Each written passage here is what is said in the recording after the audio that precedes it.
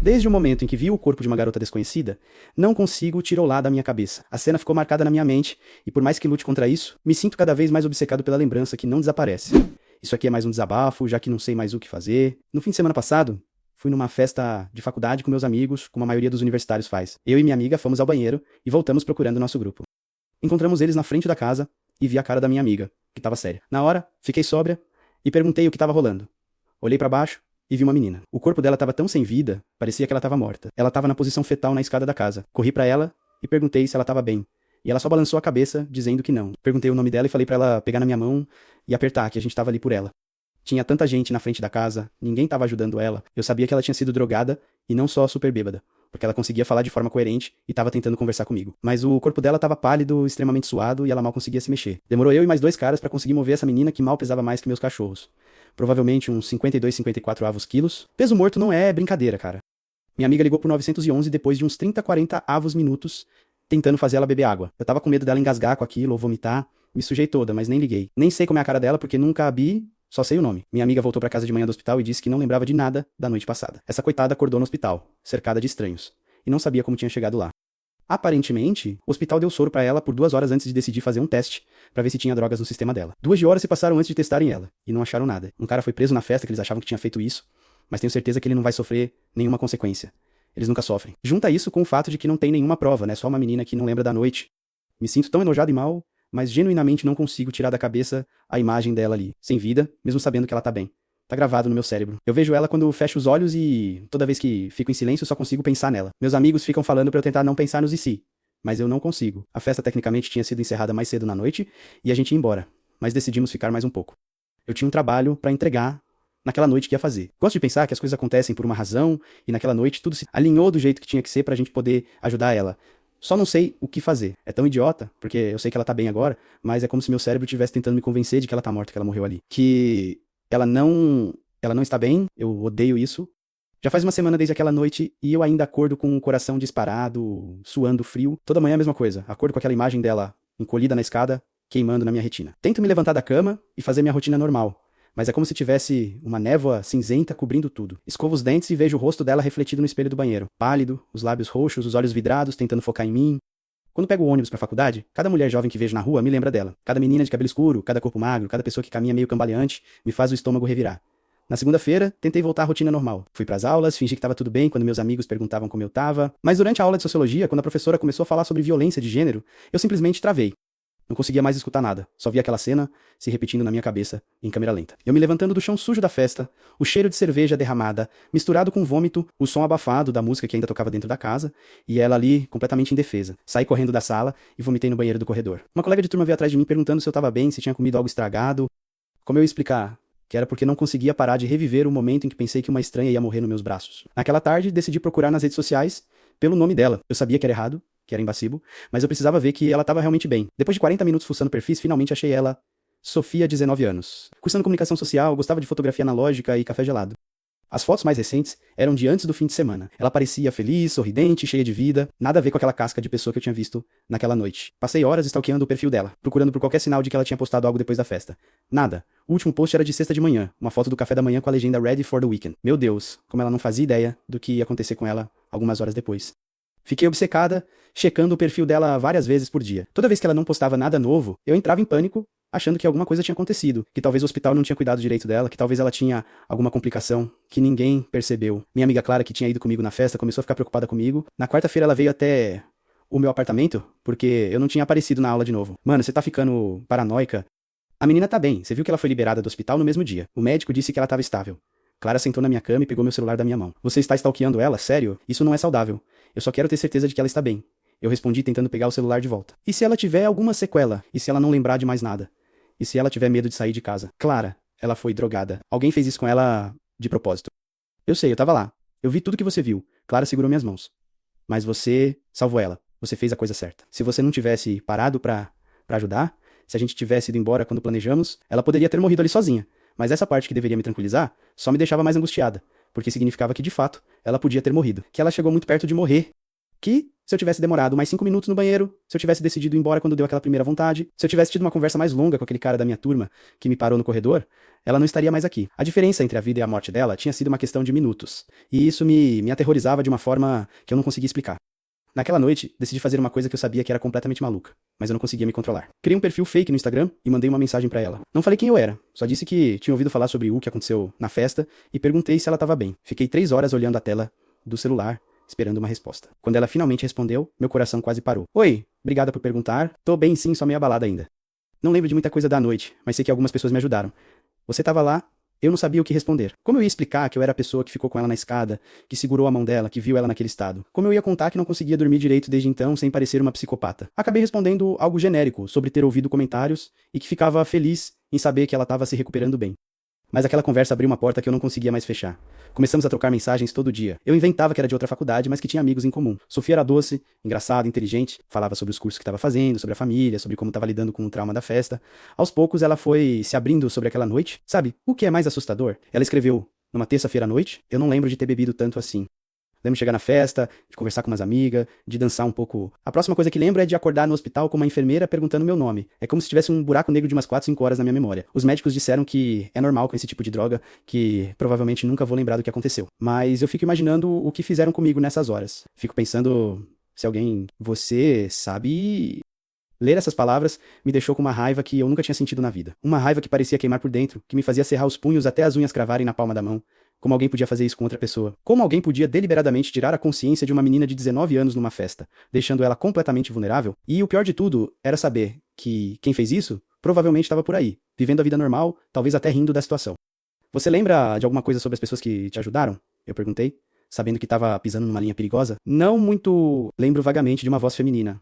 Alguém pedindo pra eu apertar a mão dela. Lembro de alguém tentando me dar água, mas é tudo muito nebuloso, como se fosse um sonho ruim. Às vezes eu penso que talvez eu tenha imaginado, sabe? Como se meu cérebro tivesse inventado essas lembranças pra me proteger da verdade. Essa resposta me partiu o coração de um jeito que eu não esperava. Ela não lembrava direito de mim, da Clara, dos caras que ajudaram a carregá-la. Pra ela, nós éramos apenas fantasmas numa memória fragmentada. Mas ao mesmo tempo, eu senti um alívio estranho. Significava que ela não tinha que carregar a imagem traumática que eu carregava. Ela não lembrava de como o próprio corpo tava, de como ela parecia frágil e quebrada. Pra ela, aquela parte da noite era um vazio, não um filme de terror passando em loop na cabeça. Mas pra mim, esse filme não parava. Cada dia que passava, mais detalhes voltavam pra minha memória. Eu lembrava do jeito que a pele dela tava fria quando eu toquei no pulso pra checar se ela tava viva. Lembrava de como ela tentava falar, mas as palavras saíam pastosas, como se a língua fosse grande demais pra boca. Lembrava do cheiro doce e enjoativo do suor que brotava da testa dela. Misturado com algum perfume floral que ela usava, lembrava de como os olhos dela rolavam pra trás quando ela tentava focar em mim, como se o cérebro dela tivesse desconectado do resto do corpo. Essas memórias começaram a interferir na minha vida de formas que eu não esperava. Não conseguia mais beber álcool sem sentir nojo. Só de sentir o cheiro de cerveja eu lembrava do chão da festa ensopado de bebida derramada onde ela estava deitada. Parei de ir em festas completamente. Meus amigos começaram a me chamar menos, achando que eu tava ficando chata e antissocial. Mas como eu ia explicar que não conseguia mais estar em ambientes barulhentos e cheios de gente, porque ficava procurando por meninas que pudessem estar em perigo, a Clara começou a sugerir que eu procurasse ajuda psicológica. Você tá com trauma, mano. Isso que você tá sentindo tem nome e tem tratamento. Mas eu rejeitava a ideia. Como eu ia explicar pra um terapeuta que eu tava obcecada por uma estranha que eu ajudei numa festa, que eu tinha criado um perfil fake pra conversar com ela, que eu passava horas do meu dia imaginando cenários onde eu não tava lá pra salvá-la. Enquanto isso, minhas conversas com Sofia foram ficando mais profundas. Ela começou a confiar em mim, a me contar coisas que provavelmente não contava nem pras amigas mais próximas. Falava sobre como tava com medo de sair sozinha, sobre como checava a bebida obsessivamente sempre que saía, sobre os pesadelos que tava tendo. Sonhei de novo com aquela noite ontem. Ela escreveu numa manhã de quinta-feira. Sempre o mesmo sonho. Tô numa festa me divertindo e de repente tudo fica escuro. Mas não é um escuro normal, é como se eu estivesse afundando numa piscina de tinta preta. Eu grito por ajuda, mas nenhum som sai da minha boca. E tem sempre uma sombra me observando, alguém que eu não consigo ver direito, mas que eu sei que quer me machucar. Acordo sempre molhada de suor, com o coração disparado. Ler sobre os pesadelos dela me fazia sentir uma culpa estranha, porque ao mesmo tempo que eu queria proteglar daqueles sonhos, eu meio que entendia eles. Afinal, meus próprios pesadelos não eram muito diferentes. A diferença era que nos meus sonhos, eu chegava tarde demais. Eu corria pela festa tentando encontrá-la, mas sempre chegava no momento em que ela já estava morta. Ou então eu chegava no hospital e os médicos me diziam que não tinha mais nada que pudessem fazer, que eu deveria ter agido mais rápido. Foi mais ou menos nessa época que eu comecei a me questionar se tudo isso era real ou se eu estava enlouquecendo. Porque as conversas com Sofia tinham se tornado a parte mais importante do meu dia. Eu acordava e a primeira coisa que fazia era checar se ela tinha mandado mensagem. Durante as aulas, eu ficava distraída pensando no que ia falar pra ela à noite. Quando ela demorava pra responder, eu entrava em pânico achando que alguma coisa tinha acontecido. Meus pais começaram a notar que alguma coisa estava errada quando eu fui visitá-los no fim de semana seguinte. Minha mãe disse que eu estava magra, com olheiras que parecia que não estava dormindo direito. Meu pai perguntou se eu estava usando drogas, se estava com problemas financeiros, se tinha terminado com algum namorado. Como eu ia explicar que estava consumida pela culpa de ter salvado uma pessoa? Filha, você está parecendo um fantasma, minha mãe disse enquanto preparava o almoço. Aconteceu alguma coisa? Você pode conversar comigo, você sabe, eu quase contei tudo. Quase falei sobre aquela noite, sobre Sofia, sobre como eu não conseguia parar de pensar nela. Mas quando abri a boca para começar a explicar, as palavras não saíram. Como eu ia fazer minha mãe entender algo que eu mesma não entendia? Como eu ia explicar que salvar alguém tinha me destruído por dentro? Tô só cansada, mãe. Faculdade tá puxada esse semestre. Foi a mentira mais patética que eu já contei, mas ela pareceu aceitar, pelo menos por enquanto. Voltei pra cidade no domingo à noite e imediatamente cessei se Sofia tinha mandado mensagem. Tinha várias... Ela estava ansiosa porque ia voltar a sair à noite pela primeira vez desde a festa. Uma amiga tinha convidado ela para um jantar, nada demais, só num restaurante pequeno no centro da cidade, mas ela estava aterrorizada. E se alguém tentar fazer a mesma coisa de novo? E se eu não conseguir perceber?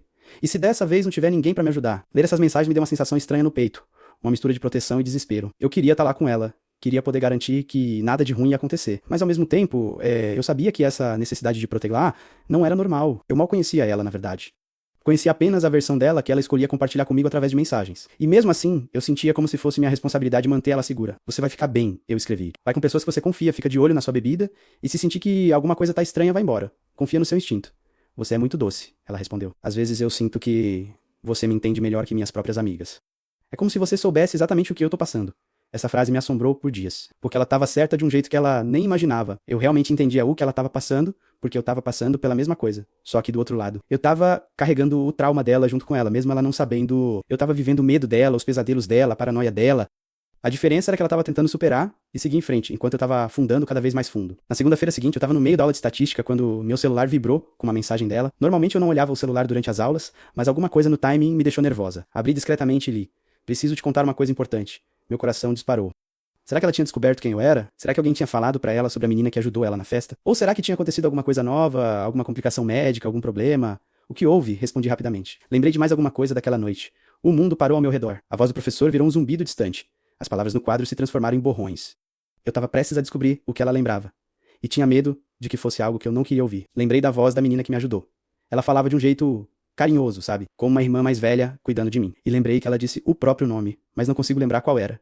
Eu nunca tinha dito meu nome pra ela naquela noite. Tinha certeza disso. Então, ou ela estava confundindo com outra pessoa, ou o cérebro dela estava criando memórias pra preencher os buracos. Mas a descrição da voz me fez gelada. Será que ela estava começando a lembrar de mim? Você acha que conseguiria reconhecer a voz se eu ouvisse de novo? Perguntei, sabendo que estava brincando com fogo. Acho que sim. Tá gravada na minha mente, sabe? Foi a única coisa que me manteve conectada à realidade naquela hora. Essa resposta me deixou completamente confusa, porque significava que, na cabeça dela, eu não era apenas uma estranha que tinha ajudado.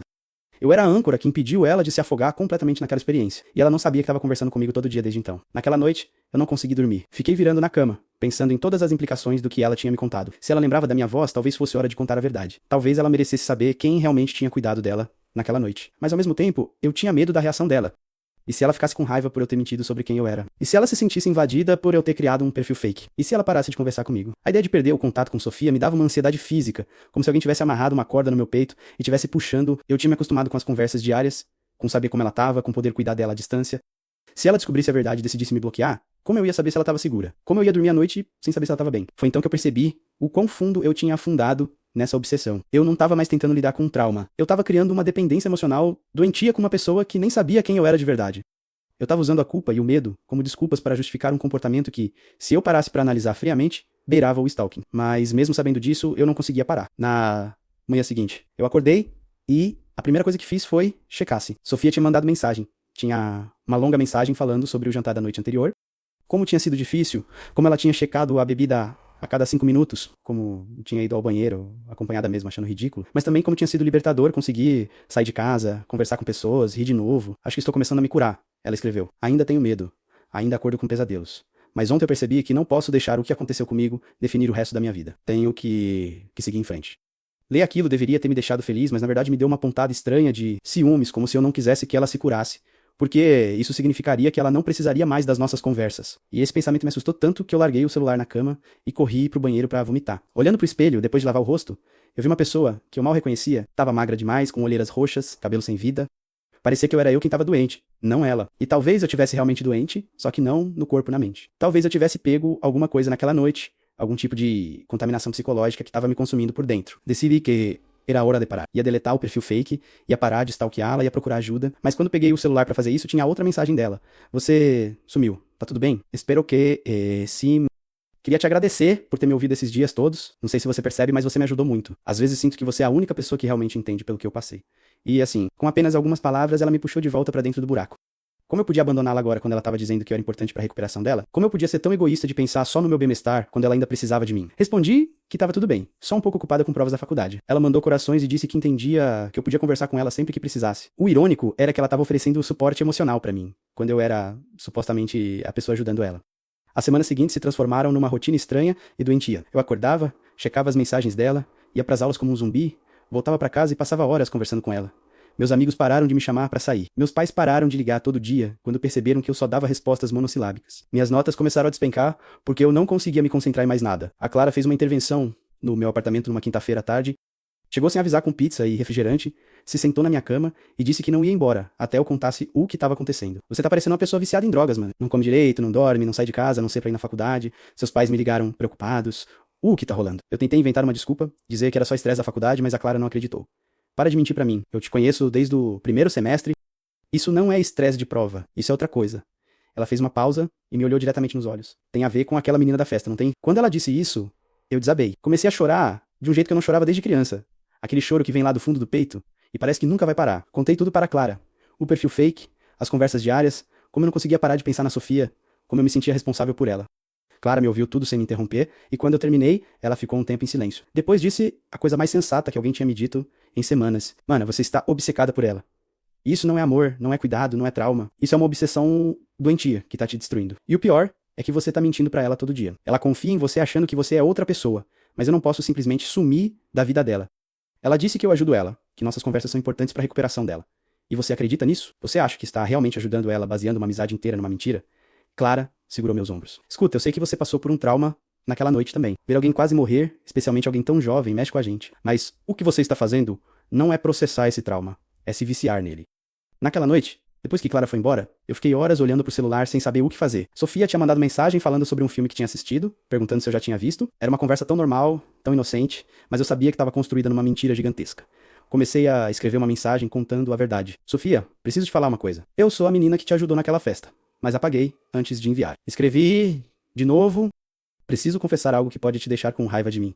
Apaguei de novo. Tentei mais de 20 versões diferentes, mas todas pareciam patéticas, invasivas, loucas. Em vez de confessar, acabei respondendo sobre o filme, como se nada tivesse acontecido. E naquela hora, eu soube que estava perdida, que não tinha mais volta. Era como ser viciada em uma droga que você mesmo produz, um ciclo vicioso que se alimenta da própria existência. Mas o universo tem uma forma interessante de forçar decisões quando você não consegue tomá-las sozinha. Na sexta-feira seguinte, eu estava na fila do café da faculdade quando ouvi uma voz familiar atrás de mim. Meu sangue gelou. Não acredito que ainda não achei ela. Já procurei em todas as redes sociais, perguntei pra meio mundo, mas ninguém sabe quem é a menina que me ajudou naquela festa. Era a Sofia real, de carne e osso, parada a 2 metros de mim, conversando com uma amiga. Meu primeiro instinto foi correr, sair dali antes que ela pudesse me ver. Mas meus pés pareciam colados no chão. Talvez seja melhor deixar pra lá, Sof. A amiga dela disse. Às vezes é melhor não remexer nessas coisas, não, você não entende, eu preciso encontrar ela. A voz de Sofia era mais aguda ao vivo do que eu tinha imaginado pelas mensagens. Ela me salvou. Se não fosse por ela, eu podia ter morrido naquela escada. Eu quero, pelo menos, poder agradecer direito. Nesse momento ela olhou na minha direção. Nossos olhos se encontraram por uma fração de segundo. E eu vi neles a mesma fragilidade que tinha visto naquela noite. Só que agora misturada com uma determinação que me assustou. Ela não me reconheceu, claro. Mas algo na forma como ela me olhou fez meu coração disparar. Saí correndo da fila, sem comprar o café, sem me importar com as pessoas que estavam olhando. Corri até o banheiro mais próximo e me tranquei numa cabine, tentando respirar. Ela tava ali, a Sofia real tava a metros de distância de mim, procurando por mim, e eu tava se escondendo como uma covarde. Peguei o celular e vi que tinha mensagem dela. Você está bem hoje? Tô sentindo umas energias estranhas, como se alguma coisa importante fosse acontecer. A coincidência me deu arrepios. Como ela podia estar intuindo nossa proximidade física sem nem saber? Será que existia alguma conexão inexplicável entre nós por causa daquela noite? Ou eu tava enlouquecendo de vez e vendo sinais onde não existiam? Tô bem sim, respondi. Por que você acha que vai acontecer alguma coisa? Não sei explicar. É como se o universo tivesse me mandando sinais o dia todo. Acordei pensando muito na menina que me ajudou naquela festa. Já faz mais de um mês e eu ainda não consegui encontrar ela. Tô pensando em colocar um anúncio no jornal da universidade ou fazer uns cartazes. Sei que parece loucura, mas eu preciso encontrar ela. Ler isso me deu uma mistura de pânico e euforia. Pânico porque significava que logo ela ia descobrir quem eu era, que nossa farsa ia acabar. Euforia porque significava que eu era realmente importante pra ela, que aquela noite tinha marcado ela tanto quanto tinha me marcado. E se ela não quiser ser encontrada? Perguntei, testando as águas. Por que ela não quereria? Ela fez uma coisa linda, salvou a vida de uma estranha. Por que alguém se esconderia de uma coisa assim? Como eu ia explicar que às vezes fazer a coisa certa te destrói por dentro? Que às vezes ser herói te transforma no vilão da sua própria história? Que eu tinha medo de que ela descobrisse que a pessoa que ela idealizava era na verdade uma obsessiva que stalkeava ela todo dia? Talvez ela só ache que fez o que qualquer pessoa decente faria. Respondi. Mas ela não fez só o que qualquer pessoa faria. Tinha dezenas de pessoas naquela festa e só ela parou pra me ajudar. Só ela ficou comigo até a ambulância chegar. Isso não é normal, isso é especial. E foi nesse momento que eu percebi a ironia cruel da situação. Sofia estava procurando por uma versão idealizada de mim que existia apenas na memória fragmentada dela. A pessoa que ela queria encontrar era corajosa, altruísta, heróica. A pessoa real era uma obsessiva que criava perfis fakes e stalkeava ela nas redes sociais. Se ela soubesse a verdade, ficaria decepcionada, assustada, com nojo. Todas as opções me pareciam terríveis, mas continuar mentindo estava se tornando insustentável. Naquela tarde, em vez de ir para as aulas, eu fiquei vagando pelo campus, pensando no que fazer. Passava pelos lugares onde sabia que ela costumava ficar, meio esperando esbará-la de novo, meio torcendo para não encontrá-la. Era como se eu tivesse me tornado um fantasma assombrando a própria vida dela, invisível, mas sempre presente. Por volta das 5 da tarde, eu estava sentada num banco em frente à biblioteca, quando vi ela saindo do prédio de comunicação. Ela estava sozinha dessa vez, carregando uma mochila rosa e falando no telefone. Sem pensar muito, eu me levantei e comecei a seguir ela a uma distância segura. Eu sabia que isso era errado, que era exatamente o tipo de comportamento que a Clara tinha me alertado sobre, mas era mais forte que eu. Era como se meus pés tivessem vontade própria, como se eu fosse um ímã sendo puxado em direção a ela. Sofia andou até a praça de alimentação, comprou um café e se sentou numa mesa perto da janela. Ela tirou um caderno da mochila e começou a escrever alguma coisa. Eu me sentei numa mesa do outro lado da praça, fingindo ler um livro, mas na verdade observando cada movimento dela. Era surreal, tá vendo ao vivo a pessoa com quem eu conversava todo dia. Os gestos dela, a forma como mordia o lábio quando pensava, como brincava com o cabelo enquanto escrevia, era como assistir um filme de uma personagem que eu conhecia muito bem, mas nunca tinha visto atuando. Em determinado momento, o celular dela tocou e ela atendeu, mesmo não conseguindo ouvir a conversa. Eu sabia que era alguma amiga marcando alguma coisa pro fim de semana, porque via ela anotar uma data no caderno. Ela riu de alguma coisa que a pessoa falou, e o som da risada dela me fez sentir uma coisa estranha no peito. Era diferente da pessoa das mensagens. Mais leve, mais espontânea. Nas mensagens, mesmo quando ela falava sobre coisas boas, sempre tinha uma seriedade, um peso subjacente por causa do trauma. Mas ali, rindo no telefone, ela parecia uma menina normal, de 19 anos. Depois da ligação, ela voltou a escrever no caderno. Dessa vez, ela escreveu, por muito tempo, várias páginas. Eu fiquei curiosa sobre o que seria um diário, um trabalho da faculdade, uma carta. Quando ela terminou de escrever, fez uma foto da página e postou no story do Instagram, rapidamente peguei meu celular para ver o que era. Era um poema sobre gratidão, sobre como às vezes anjos aparecem disfarçados de estranhos, sobre como uma voz carinhosa pode ser a diferença entre a vida e a morte. Ler aquilo me emocionou e me assustou ao mesmo tempo, porque eu sabia que era sobre mim, sobre aquela noite. Mas também sabia que ela estava idealizando uma versão de mim que não existia. Eu não era um anjo, eu era uma pessoa confusa e obsessiva que não conseguia lidar com as próprias emoções.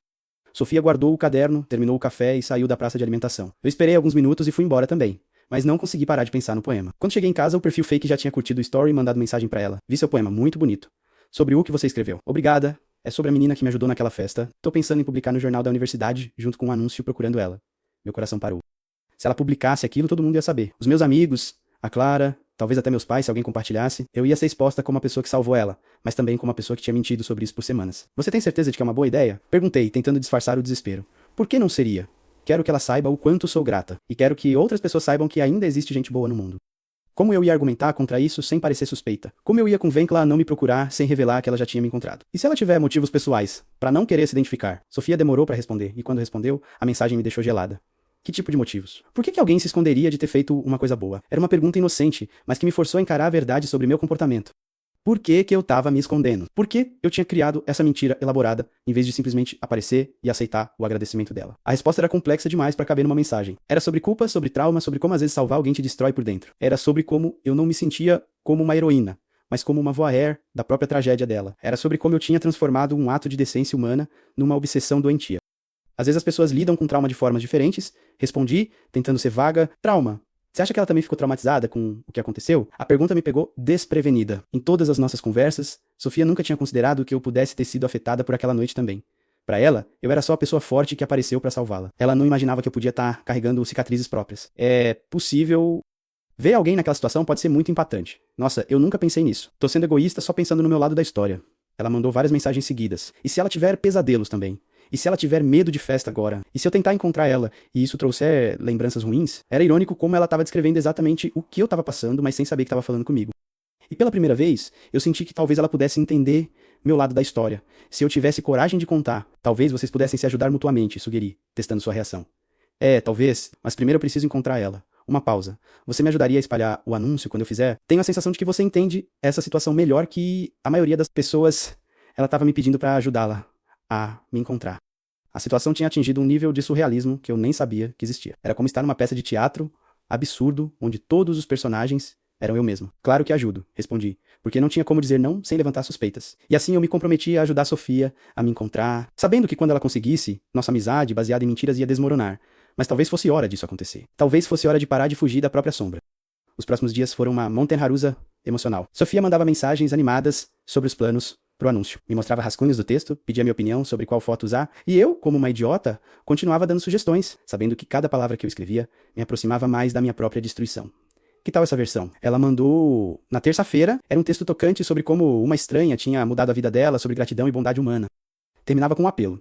Se você é a menina que ficou comigo na escada da festa da Sigma Pi no dia 15 de outubro, ou se conhece ela, por favor, entre em contato. Só quero ter a chance de dizer obrigada.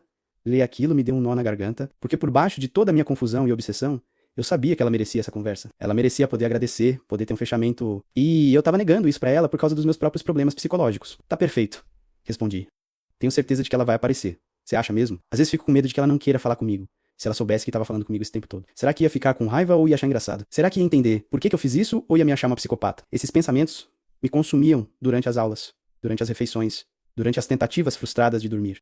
Na quarta-feira, Sofia postou o anúncio no jornal da Universidade Online e em vários grupos do Facebook. Em questão de horas, o post tinha dezenas de curtidas e compartilhamentos. As pessoas estavam comentando coisas como que lindo, precisamos de mais pessoas assim no mundo, espero que vocês se encontrem. Era como assistir minha própria exposição pública em câmera lenta. Pior ainda, alguns dos meus conhecidos começaram a compartilhar o post. Vi que a Clara tinha curtido. Meu coração parou quando percebi que ela podia fazer a conexão, podia lembrar que eu tava na festa naquela noite. Mandei mensagem pra ela imediatamente. Viu esse post da menina procurando quem ajudou ela numa festa? Vi sim, que história linda. Você não tava nessa festa? A da Sigma Pi? Merda, claro que ela ia lembrar.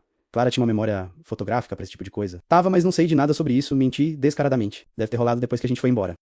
É verdade. Lembro que saímos cedo porque você tava com dor de cabeça. Ela mandou alguns emojis pensativos. Mas que coincidência, né? Você pode ter cruzado com essa menina e nem ter percebido. Se Clara soubesse o quanto eu tinha cruzado com Sofia desde então. Ela provavelmente ia me internar numa clínica psiquiátrica. Enquanto isso, as mensagens de Sofia ficaram mais frequentes e animadas. Ela estava esperançosa, achando que logo a pessoa misteriosa ia aparecer. E eu estava entrando numa espiral de ansiedade que me fazia vomitar toda manhã. 3 pessoas já entraram em contato achando que podem ter sido elas. Sofia escreveu na quinta-feira. Nenhuma era, mas pelo menos mostra que tem gente disposta a ajudar cada vez que alguém entrava em contato com ela. Eu senti uma mistura estranha de alívio e decepção. Alívio porque significava que eu ainda não tinha sido descoberta. Decepção porque uma parte doentia de mim queria ser encontrada, queria que ela soubesse quem eu era. Na sexta-feira, a situação tomou uma dimensão que eu não esperava. Sofia mandou mensagem dizendo que um jornalista do portal de notícias da cidade queria fazer uma matéria sobre a história. Ele tinha visto o post dela e achou tocante, queria transformar numa reportagem sobre bondade e solidariedade entre jovens. Não acredito, vai sair no jornal, vai ter muito mais alcance. Tenho certeza de que agora ela vai me ver e entrar em contato. Minha obsessão particular estava prestes a se tornar notícia pública. Se a matéria fosse publicada, meus pais iam ver. Meus professores iam ver, todo mundo que me conhecia ia saber que eu estava numa festa onde uma menina foi drogada. E se alguém resolvesse investigar mais a fundo, podiam descobrir que eu era a pessoa que ela estava procurando. Entrei em pânico completo. Passei a tarde toda andando de um lado para o outro, no meu apartamento, tentando pensar em alguma forma de impedir isso. Podia hackear o perfil dela e deletar os posts? Podia criar uma conta fake se passando por alguém que conhecia a pessoa misteriosa e dizer que ela não queria ser encontrada? Podia finalmente contar a verdade? Todas as opções pareciam caminhos pro desastre. À noite, não consegui mais fingir normalidade. Mandei mensagem pra Sofia dizendo que não estava me sentindo bem e ia ficar off por alguns dias. Ela mandou várias mensagens preocupadas, oferecendo ajuda, dizendo que podia conversar se eu precisasse desabafar sobre qualquer coisa. A ironia era gritante. A pessoa de quem eu estava fugindo era a única que estava oferecendo suporte emocional real na minha vida, naquele momento. Meus pais estavam preocupados, mais distantes. A Clara estava impaciente com meu comportamento errático. Mas Sofia, sem nem saber quem eu era, estava sendo mais cuidadosa e carinhosa que qualquer pessoa próxima. Desliguei o celular e tentei dormir, mas obviamente não consegui. Fiquei a noite toda olhando pro teto, imaginando cenários. E se a matéria saísse e alguém me reconhecesse na descrição? E se Sofia descobrisse sobre o perfil fake antes de descobrir que eu era a pessoa que ajudou ela? Qual das duas revelações ia ser pior? No sábado de manhã, acordei com 17 chamadas perdidas da Clara e 23 mensagens no WhatsApp. Meu primeiro pensamento foi que ela tinha descoberto tudo, mas quando abri as mensagens era pior que isso. Ana, liga pro celular, agora aconteceu alguma coisa grave? Tua mãe me ligou, preocupada. Você precisa ver as notícias com o coração batendo na garganta. Liguei pra Clara. Finalmente. Onde você tava? Ela parecia desesperada. Você viu o que aconteceu? O que aconteceu? A menina da festa, a Sofia, ela sofreu um acidente ontem à noite. Tá no hospital, o mundo parou. Literalmente parou. Eu ouvi Clara continuando a falar, mas as palavras chegavam distorcidas, como se ela estivesse falando debaixo d'água. Bateu o carro num poste, voltando da casa de uma amiga. Não tava bêbada nem nada. Freios falharam. Tá em estado grave, ela tá viva? Consegui perguntar? Tá, mas os médicos não sabem se ela vai acordar. Tá em coma induzido por causa de um traumatismo craniano. Desliguei o telefone e corri pro banheiro pra vomitar. Depois, sentei no chão, gelado do banheiro, e comecei a chorar de um jeito que eu nunca tinha chorado na vida. Não era só tristeza, era desespero puro. Como se uma parte de mim tivesse sido arrancada violentamente. Todas as minhas obsessões, todos os meus medos neuróticos sobre ela estar em perigo, e agora ela estava realmente em perigo, mas dessa vez não era algo que eu podia impedir segurando a mão dela e falando palavras carinhosas. Dessa vez era algo completamente fora do meu controle. Liguei meu celular e vi que tinha mensagens dela de quinta-noite, algumas horas antes do acidente. Espero que você melhore logo. Não sei porquê, mas tem um pressentimento ruim. Como se alguma coisa fosse acontecer comigo. É bobagem, né? Às vezes a gente fica paranoica depois de passar por trauma. Ela tinha tido um pressentimento e eu não tava lá pra ouvir, porque tava tendo minha crise de ansiedade egoísta. Se eu tivesse respondido, se tivesse perguntado por que ela tava se sentindo assim, talvez pudesse ter feito alguma coisa, talvez pudesse ter convencido ela a não sair de casa naquela noite. Mais uma vez eu me senti responsável por algo terrível que aconteceu com ela. Passei o resto do fim de semana grudada no celular, atualizando as redes sociais dela, procurando notícias sobre o estado dela. Os amigos dela postavam pedidos de oração, fotos deles dois juntos, mensagens de apoio pra família. Eu lia cada comentário, cada post, como se fosse informação vital sobre alguém que eu amava. E talvez fosse isso mesmo. Talvez eu tivesse me apaixonado por ela de uma forma doentia e obsessiva, confundindo minha necessidade de protegê-la com um amor genuíno. Talvez toda essa situação tivesse começado como trauma e evoluído para algo muito mais complexo. Na segunda-feira eu não consegui ir para a faculdade. Fiquei em casa, stalkeando todas as contas de redes sociais relacionadas a ela, procurando por qualquer atualização sobre o estado médico dela. Foi quando eu descobri que a mãe dela tinha criado um grupo no Facebook para centralizar informações e pedidos de oração. Entrei no grupo usando meu perfil real, não o fake. Era uma decisão arriscada, porque significava que eu ia aparecer na lista de membros como eu mesma, não como a persona que eu tinha criado para conversar com ela.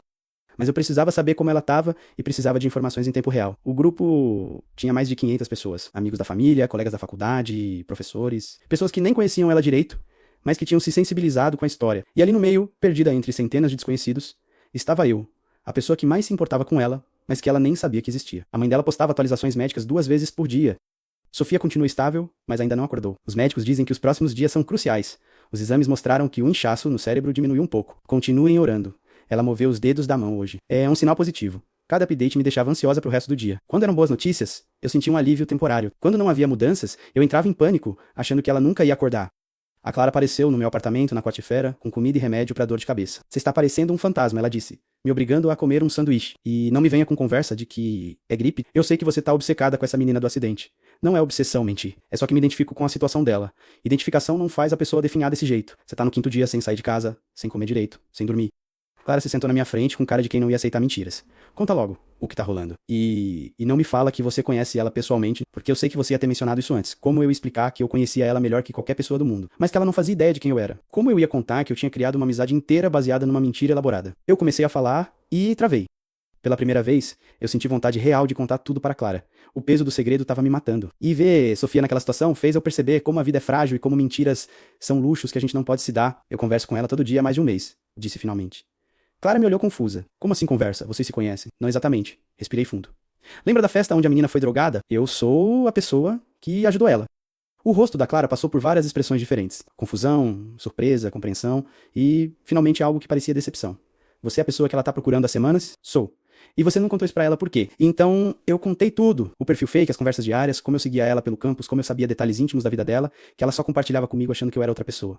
Enquanto eu falava, a expressão da Clara foi mudando de decepção pra preocupação e, finalmente, pra algo que parecia medo. Mano, ela disse quando eu terminei, isso que você tá descrevendo não é normal. Isso é perseguição. Você percebe isso, né? Eu não estou perseguindo ela. Você criou uma identidade falsa pra se aproximar dela. Você seguia ela pelo campus. Você sabia onde ela ia estar. E quando você conhece a rotina dela, os medos dela, os segredos dela... Clara falou devagar, como se estivesse explicando algo pra uma criança. Se fosse um cara fazendo isso, você chamaria de quê? A pergunta me atingiu como um soco no estômago. Porque... ela estava certa. Se eu fosse um homem de 20 anos, fazendo exatamente as mesmas coisas que eu fiz, todo mundo ia chamar de stalking, de comportamento predatório, de crime, mas eu nunca quis machucar ela, disse fraco. Intenção não muda comportamento. E você mentiu pra ela todo dia por mais de um mês. Você acha que ela não vai se sentir violada quando descobrir? Essa palavra, violada, me fez perceber a dimensão real do que eu tinha feito. Sofia já tinha passado pela experiência de ter a própria autonomia retirada quando foi drogada. E eu, sem perceber, tinha feito algo similar ao criar uma relação baseada em informações que eu obtive de forma desonesta. O que eu faço agora? Perguntei, me sentindo completamente perdida.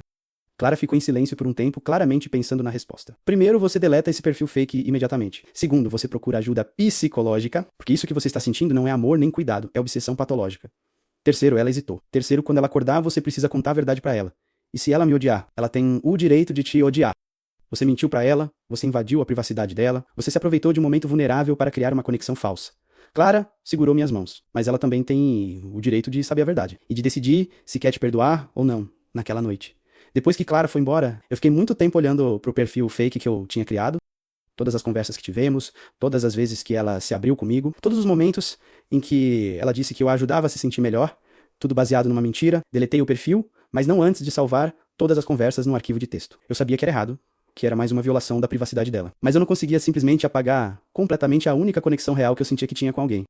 Os dias seguintes passaram numa névoa de ansiedade e arrependimento. Eu checava o grupo da família dela obsessivamente, rezando pra alguma notícia boa. Na sexta-feira, finalmente veio a atualização que eu tava esperando. Sofia acordou hoje de manhã, ainda tá confusa e vai precisar de muito tempo de recuperação, mas os médicos estão otimistas. Chorei de alívio quando li isso. Ela tava viva. Ela tava acordada. Ela ia ficar bem. Mas junto com o alívio veio o medo. Porque agora ela ia perceber que eu tinha sumido das conversas. Ia procurar pelo perfil fake e descobrir que não existia mais. Ia ficar confusa, talvez magoada por ter sido abandonada no momento em que mais precisava de apoio. E eu ia ter que viver com o fato de que, mesmo tendo salvado a vida dela uma vez, eu tinha mentido pra ela e machucado ela de uma forma completamente diferente. A recuperação dela foi lenta pelas atualizações no grupo da família. Eu soube que ela tinha perdido parte da memória recente por causa do traumatismo craniano. Ironicamente, isso incluía as últimas semanas antes do acidente. Exatamente o período em que conversávamos todo dia. Era como se o universo tivesse apagado nossa conexão falsa, dando a ela uma segunda chance de não conhecer a pessoa obsessiva e mentirosa que eu tinha me tornado. Mas também significava que ela não lembrava de ter postado o anúncio procurando por mim. Não lembrava do plano de fazer a matéria no jornal. Quando ela finalmente teve alta do hospital, 3 semanas depois do acidente, eu tomei uma decisão. Ia procurá-la e contar tudo. Não porque eu achava que merecia perdão, mas porque Clara estava certa. Ela merecia saber a verdade. Descobri que ela estava fazendo fisioterapia numa clínica perto da universidade. Não foi difícil descobrir os horários. Eu ainda lembrava de como era fácil obter informações sobre a vida dela. Esperei do lado de fora da clínica numa terça-feira à tarde, com o coração batendo tão forte que eu achava que ia desmaiar. Quando ela saiu, caminhando devagar e ainda meio instável, eu quase perdi a coragem. Ela estava mais magra, mais frágil que antes. O cabelo tinha sido cortado curto por causa da cirurgia e tinha uma cicatriz pequena na testa. Mas os olhos eram os mesmos, e quando ela me viu se aproximando, reconheceu alguma coisa. Oi, eu disse parando alguns metros de distância. Você é a Sofia, né? Eu sou. Eu preciso conversar com você sobre uma coisa importante. Ela me olhou com aquela expressão confusa que pessoas com traumatismo craniano às vezes têm, tentando processar informações. Desculpa, a gente se conhece? Minha memória ainda tá meio confusa depois do acidente? Era agora ou nunca? Respirei fundo e falei as palavras que eu tinha ensaiado 1000 vezes na cabeça.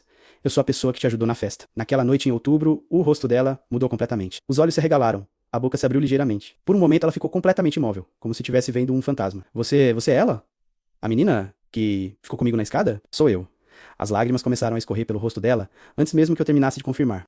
Ela deu alguns passos na minha direção, hesitante, como se não tivesse certeza se eu era real. Eu te procurei por semanas, fiz anúncios, perguntei pra todo mundo. A voz dela estava quebrada pela emoção. Por que você não apareceu antes? E então eu contei tudo ali mesmo, na calçada em frente à clínica de fisioterapia, com pessoas passando ao nosso redor. Eu desabei toda a verdade. O trauma que eu carreguei, as imagens que não saíam da minha cabeça, como eu encontrei nas redes sociais, o perfil fake, as conversas diárias, como eu me tornei obcecada por ela. Enquanto eu falava, o rosto de Sofia passou por várias emoções: surpresa, confusão, compreensão e, finalmente, algo que parecia uma mistura de tristeza e decepção. Então todas aquelas conversas, ela disse devagar, a pessoa com quem desabafava, que me dava conselhos, que me ouviu falar sobre meus medos. Era você o tempo todo? Era. E você mentiu pra mim? Todo dia, por mais de um mês. Eu sei que foi errado. Eu sei que você tem todo o direito de me odiar. Sofia ficou em silêncio por um tempo que pareceu eterno. Quando finalmente falou, a voz dela estava mais fraca, mais distante. Eu não te odeio, disse ela, mas eu me sinto traída, violada de uma forma diferente. Porque eu confiei em você achando que você era outra pessoa. Eu abri meu coração, contei meus segredos, dividi meus medos mais íntimos com alguém que estava fingindo ser outra pessoa. Cada palavra dela era como uma facada. Porque eu sabia que ela estava certa, que eu tinha feito exatamente isso com ela. Você me salvou naquela noite. Ela continuou. Você literalmente salvou minha vida. Eu devia te agradecer, te idolatrar, te ver como uma heroína. Uma lágrima escorreu pelo rosto dela. Mas ao mesmo tempo, você me mentiu e me manipulou quando eu estava mais vulnerável. Como eu processo isso? Eu não tinha resposta pra essa pergunta. Porque eu mesma não sabia como processar tudo o que tinha acontecido. Eu sinto muito, foi tudo que consegui dizer. Eu sinto muito por ter mentido, por ter invadido sua privacidade, por ter criado uma conexão falsa com você. Eu sei que nada do que eu disser vai consertar isso. Sofia limpou as lágrimas do rosto e me olhou diretamente nos olhos. Sabe? O que é mais triste é que eu realmente gostava das nossas conversas. A pessoa que você fingia ser me ajudou muito, mas agora eu nunca vou saber se os conselhos eram genuínos ou se era tudo parte da sua obsessão. Essa frase me destruiu por dentro, porque eu sabia que os sentimentos eram genuínos, mesmo a situação sendo falsa. Eu realmente me importava com ela, realmente queria ajudá-la. Mas como eu ia com Venkla disso agora? Eu preciso de tempo, ela disse finalmente. Preciso processar tudo isso. Você me deu muito o que pensar. Ela começou a se afastar, mas parou e se virou de volta. Obrigada por ter me salvado naquela noite. De verdade. Mas também, não entre em contato comigo por um tempo. Eu preciso de espaço para entender como me sinto sobre tudo isso. E então, ela se foi, me deixando sozinha na calçada com o peso de todas as minhas escolhas. Passaram-se meses sem nenhum contato. Eu procurei ajuda psicológica, como a Clara tinha sugerido. Descobri que o que eu senti não era amor, mas uma forma de transtorno obsessivo-compulsivo misturado com síndrome do Salvador. O terapeuta me explicou que, às vezes, quando passamos por eventos traumáticos, nosso cérebro cria mecanismos de enfrentamento que podem se tornar destrutivos. Aprendi que salvar alguém pode criar uma sensação de responsabilidade que vira obsessão, que a necessidade de controlar o bem-estar de outra pessoa pode ser uma forma de lidar com nossa própria sensação de impotência. 6 meses depois, eu estava na fila do café da faculdade quando senti alguém tocar no meu ombro. Era Sofia. Ela estava com uma aparência muito melhor, o cabelo tinha crescido, a cicatriz mal era visível e ela sorria. Oi, ela disse simplesmente, oi, como você está? Melhor, muito melhor. Ela hesitou por um momento. Eu também fiz terapia. Meu psicólogo me ajudou a entender muitas coisas sobre trauma, sobre relacionamentos, sobre perdão. Ficamos em silêncio por um momento. Eu ainda não sei se posso te perdoar completamente pelo que você fez, ela disse. Mas eu entendo por que você fez. E eu quero que você saiba que, apesar de tudo, aquelas conversas realmente me ajudaram. Mesmo sendo baseadas numa mentira, os sentimentos por trás delas eram reais.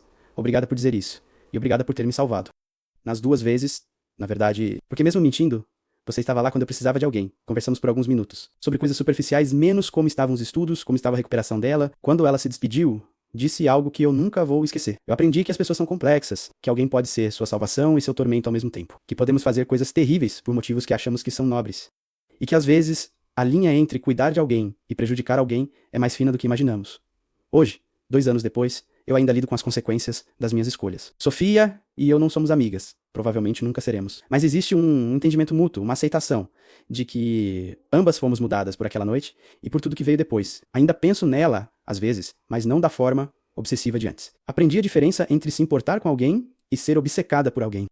Aprendi que, às vezes, a melhor forma de cuidar de uma pessoa é respeitando os limites dela, mesmo quando isso significa se afastar. E aprendi que salvar alguém uma vez não te dá direito sobre a vida dessa pessoa para sempre. Que heroísmo real às vezes é saber quando parar, quando recuar, quando deixar a pessoa seguir seu próprio caminho. Ainda carrego cicatrizes daquela noite, mas agora são cicatrizes curadas, não feridas abertas. E talvez seja assim que deveria ser.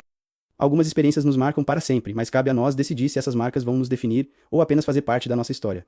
E aí, pessoal, essa história mexeu com vocês tanto quanto mexeu comigo. É impressionante como às vezes as pessoas que salvamos podem acabar nos assombrando de formas que nunca imaginamos. Quantos de vocês já passaram por situações onde fizeram a coisa certa, mas pelos motivos errados? Ou onde ajudar alguém acabou se tornando uma obsessão? Deixem nos comentários suas próprias experiências com situações complicadas assim. Vocês fariam a mesma coisa que a protagonista? Ou acham que ela deveria ter contado a verdade desde o início? Se vocês curtiram essa história e querem mais conteúdo como esse, histórias reais que mexem com o coração e fazem a gente questionar nossos próprios comportamentos, não esqueçam de deixar aquele like e se inscrever no canal. Toda semana eu trago histórias novas que vão fazer vocês refletirem sobre relacionamentos, traumas, obsessões e os lados mais sombrios da natureza humana. E ativem o sininho das notificações, porque vocês não vão querer perder a próxima história. Até a próxima, pessoal!